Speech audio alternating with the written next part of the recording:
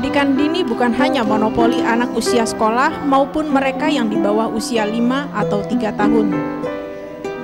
Kini, bayi berusia beberapa bulan pun dapat mengikuti pendidikan. Lihat saja bayi mungil ini.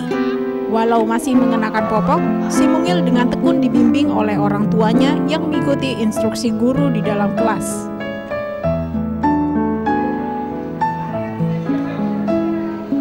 Di ibu kota Jakarta, sarana belajar dan bermain khusus bayi-bayi mungil tak sulit untuk didapat. Jimbore hanyalah salah satu dari sekian banyak sarana bermain si mungil.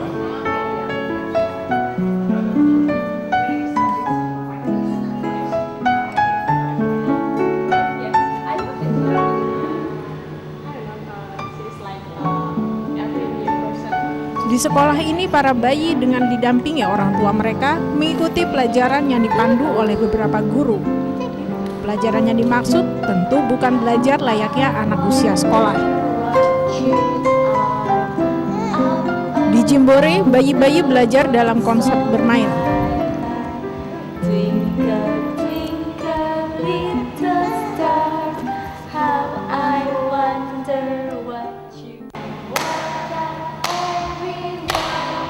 Berbagai sarana pendidikan disediakan di Jimbore. Pola pembelajaran disesuaikan dengan usia si bayi. Bayi usia 0 hingga 6 bulan misalnya, hanya diperkenalkan pada pola belajar mengenal dan merespon bunyi, sentuhan, serta warna.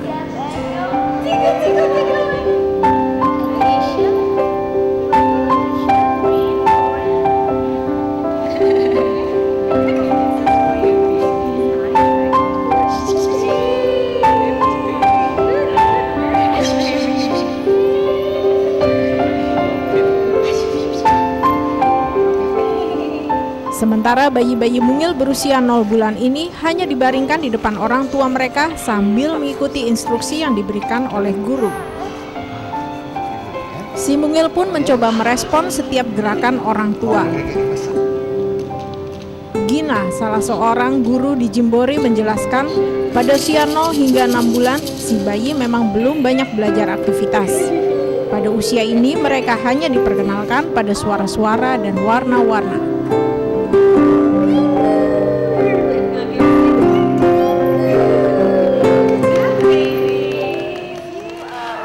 Dari bayi sampai 5 tahun ya. Untuk early programmingnya itu, early educationnya itu, kita memfokuskan dari kemampuan sosialisasinya mereka, untuk panca inderanya mereka, seperti tactile, auditory, sama eye trackingnya mereka. Iya, itu aja sih untuk yang baby class-nya. Jimbore memang lebih mengedepankan konsep bermain lepas dan bebas. Itu sebabnya disiplin dan penerapan seragam tak menjadi tuntutan. Kebebasan dalam awasan guru diharapkan memudahkan si bayi untuk bersosialisasi dengan bayi seusia mereka yang berbeda suku dan bangsa.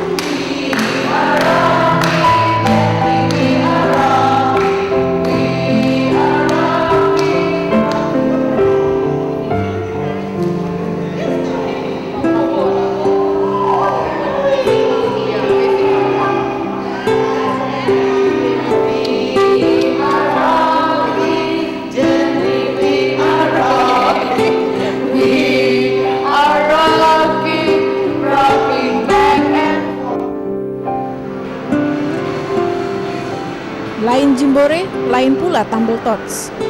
Tumble Tots hanya memfokuskan pendidikan untuk bayi-bayi berusia 6 bulan ke atas. Sebab pada usia ini, karakter seorang anak akan dibentuk, termasuk melatih mereka untuk disiplin. Itu sebabnya Tumble Tots mulai mengenalkan para siswanya menggunakan seragam saat pelajaran berlangsung.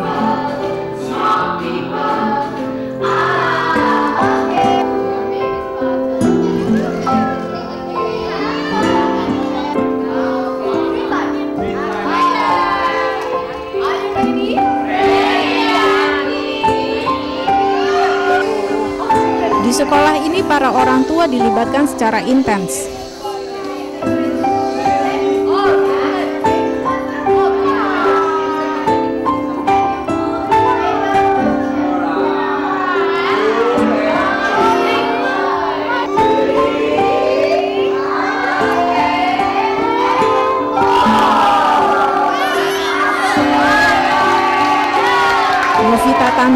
Direktur Tumble Tots menjelaskan pendidikan untuk para orang tua diperlukan agar mereka juga bisa melatih bayi-bayi mereka sendiri di rumah. Dengan demikian, mereka tidak hanya mengandalkan pendidikan di sekolah. Peran dari orang tua yang diharapkan supaya usia yang 6 bulan ini yang kelihatannya fragile, yang kelihatannya belum mampu menggunakan semua dari motorik kasar dan motorik halusnya, tapi di lain pihak pembentukan karakternya 70%. Nah, bagaimana supaya tujuan yang kita mau capai itu bisa selaras antara rumah dan sekolah. Nah, sebenarnya peran yang paling penting di dalam program 6 bulan ini adalah orang tua. Jadi orang tua mendampingi di dalam kelas, dia serap programnya, dia terapkan hal yang sama di rumah.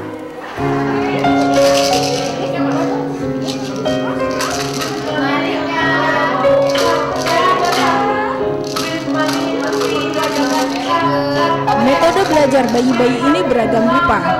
Untuk bayi-bayi berusia 6 bulan ke atas misalnya, pelajaran atau permainan lebih difokuskan pada bagaimana melatih otot-otot motorik mereka.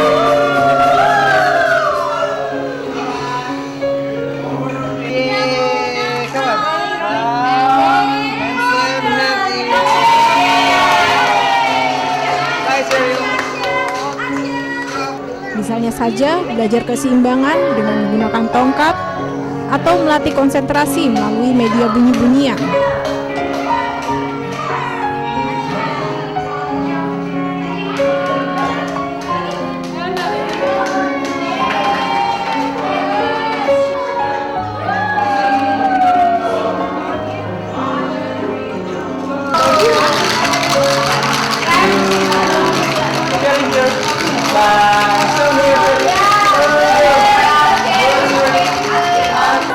Tapi dunia anak memang dunia bermain. Lihat saja bayi montok bernama Jordan ini. Tanpa peduli, Jordan pergi meninggalkan kelas walau pelajaran baru saja dimulai.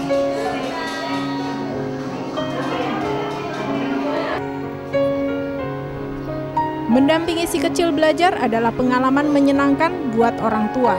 Rani, orang tua bayi Kayana, mengaku banyak hal positif yang didapat untuk Kayana, anak pertamanya. Di Jimbore, Kayana yang baru berusia 3 bulan seakan mudah belajar bersosialisasi dengan bayi-bayi seusianya. Jadi aku jadi penasaran, kayak apa sih kalau 3 bulan diajarin gitu kan. Biasanya kan paling cuma gitu-gitu aja. Ternyata pas nyampe sini kayaknya menarik biar sosialisasi sama orang-orang gitu.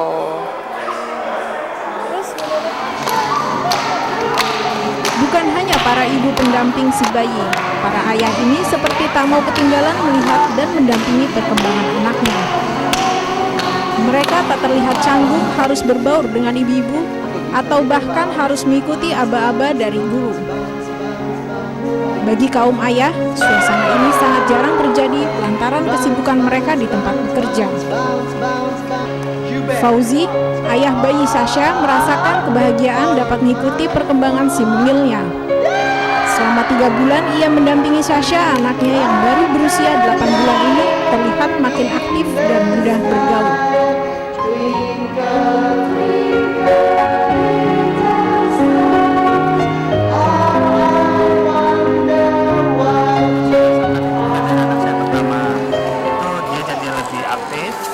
Sama dia juga lebih kreatif ya, dia juga sudah bisa mengenal orang lebih baik, dan juga yang paling saya rasakan itu dia jadi berteman lebih gampang dengan seumuran atau di atasnya. Ya, untuk bersosialisasi lebih gampang, betul. Gak takut sama orang? Iya, betul, gak takut sama orang dia.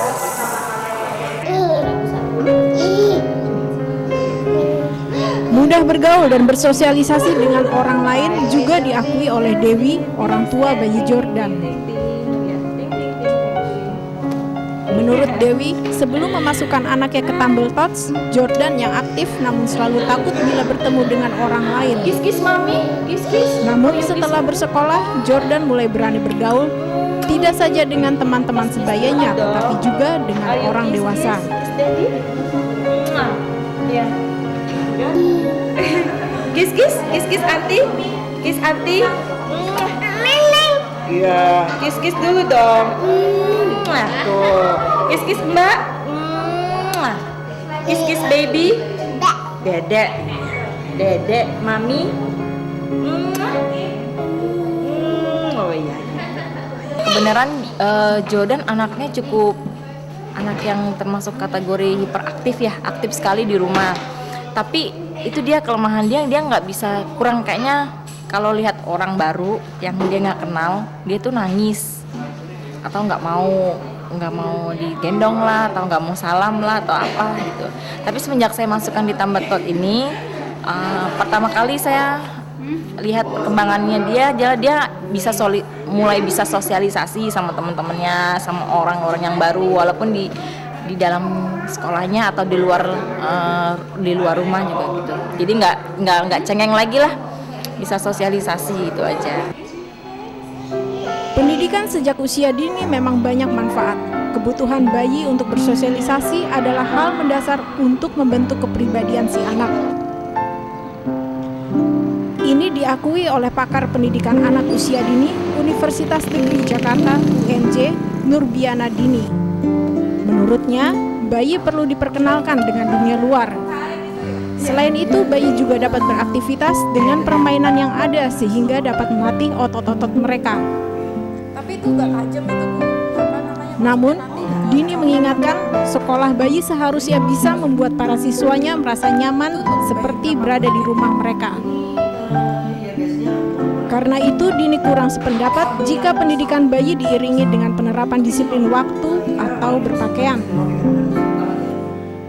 Sekolah bayi ini yang penting adalah mereka menyediakan fasilitas, mereka menyediakan tutor atau guru untuk mereka siapapun bayi yang datang itu dilayani begitu ya. Karena bayi kan juga dididik itu secara individual, tidak bisa secara klasikal gitu. Dan apalagi ini harus dipakaikan seragam gitu ya. Bayi-bayi yang lucu-lucu itu tiba-tiba diseragamkan kan seperti akhirnya mohon maaf seperti anak-anak panti asuhan akhirnya nanti begitu ya. Jadi sebaiknya justru biarkan mereka datang seperti lagi di rumah begitu ya, like home gitu ya, seperti di rumah. Jadi kami mengharapkan malah bagi lembaga-lembaga pendidikan anak usia dini yang menangani bayi sampai usia toddler, usia kanak-kanak itu justru tidak menseragamkan mereka. Jadi jangan menggunakan seragam. Juga tidak ditentukan waktu gitu loh. Tapi bahwa kami membuka pelayanan ini dari pagi sampai jam misalkan 5 sore. Sehingga orang tahu oh baby school ini melayani cukup panjang waktu. Sehingga saya mau datang anak saya di jam berapa, karena anak saya lagi moodnya jam-jam segini. Jadi seperti itu, sehingga mereka menerima anak kapan aja mereka bisa datang begitu ya. Karena anak juga punya mood begitu.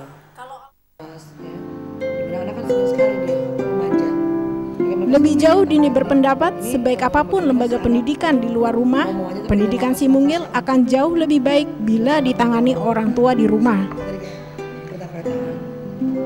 Sekolah bayi sebenarnya hanya diperlukan bagi orang tua yang sibuk. Disinilah pentingnya peran guru di sekolah bayi yang harus dapat menggantikan posisi orang tua si bayi.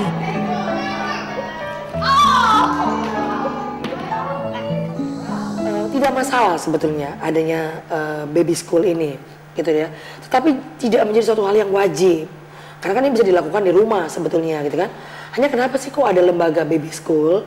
Ya tentu ini adalah lembaga yang bisa membantu orang tua yang tidak memiliki waktu gitu, tidak memiliki waktu, yang dia harus bekerja dari pagi jam 6 sudah harus berangkat ke kantor, kemudian jam 6, 8, jam 7 sore udah harus kembali ke rumah, sementara bayi juga sudah tertidur, sehingga dia ingin gitu loh, bayinya ini, aduh saya tahu bahwa masa bayi ini adalah masa yang paling penting buat anak untuk dikembangkan potensi-potensinya. Saya pengen deh membawa anak saya ke lembaga yang representasi gitu ya, yang bagus. Ya, bawa dia mungkin ke baby school. Nah, dengan harapan tentu baby school ini adalah membantu perkembangan anak, bukan membuat sekolah gitu, bukan membuat sekolah, tetapi membuat tempat ini nyaman buat anak, terstimulasi seluruh aspek perkembangannya sehingga terjadi optimalisasi potensi yang dimiliki oleh anak gitu. Oleh sebab itu, Dini mengingatkan pentingnya pertimbangan masak dalam memilih sekolah untuk si mungil. Hal terpenting adalah bagaimana orang tua memilih tempat belajar untuk si mungil agar ia tak merasa seperti terkungkung dalam disiplin sekolah.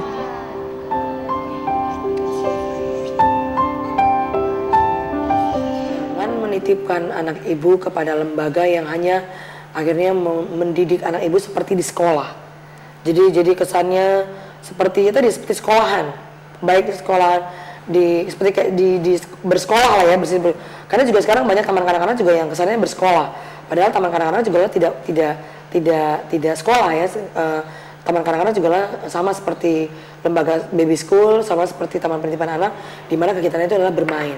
Jadi pilihlah lembaga untuk anak ibu yang kegiatan lebih banyak aktivitas bermain, kegiatan yang betul-betul mengembangkan motorik kasarnya, motorik halusnya, kemampuan mendengarnya, kemampuan berbicaranya, begitu. Kemudian juga ada mengajarkan juga sosial, di mana si pengasuh juga melakukan interaksi dengan cara mengajarkan dialog gitu ya. Dia apa kabar? Jadi kemampuan sosialnya juga berkembang di situ. Jadi jangan salah pilih, begitu ya.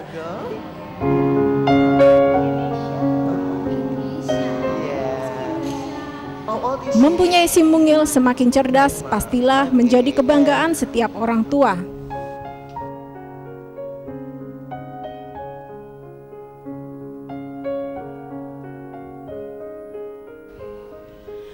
Namun, tak jarang ambisi orang tualah yang mendorong mereka memasukkan anak ke berbagai lembaga pendidikan usia dini dengan tawaran beragam fasilitas.